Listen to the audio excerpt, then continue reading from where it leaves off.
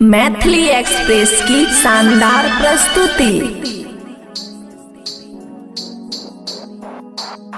गाना काट के पिए छिया चिलम, गाना काट के पिए छिया चिलम हो बाबा तोरा नाम से।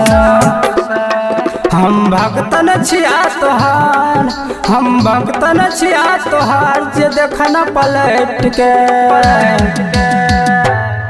गाना काट के पिए छिया चिलम हो बाबा तोरा नाम से। गाना काट के पिए छिया चिलम हो बाबा तोरा नाम से। सुमित सतीश रैया, सुमित सतीश रैया, खुशी रिकॉर्डिंग स्टूडियो बलुआहा। दै छो इतना कष्ट कौन अपराध कैलिया हो, बोलबा में जाए के बेरिया में तोरा याद कैलिया हो। दै छो इतना कष्ट कौन अपराध कैलिया हो, बोलबा में जाए के बेरिया में तोरा याद कैलिया हो। दिल तोड़ तू दिल हो, मुँह मोर तू लेल हो, बिच रहिया में हो बाबा हमरा छोड़ तू दिल हो। रोज आँख से बहते आंसू, रोज आँख से बहते आंसू, जे मरबा के सेठ से।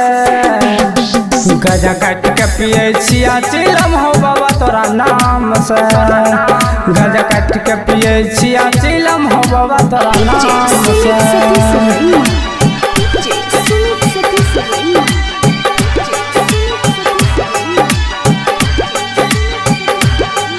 सब दिन तोरा भोला भोला कहलिया हो बाबा, हमारा सपना कपल भर में तू कर दिल हो बदनाम।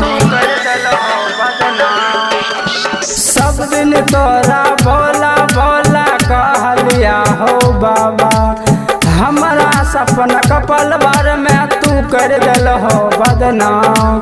कोई पुल पर मरे छे बाबा देख लेल हो, जब मिलल परिणाम तेन रेछ लिये हो।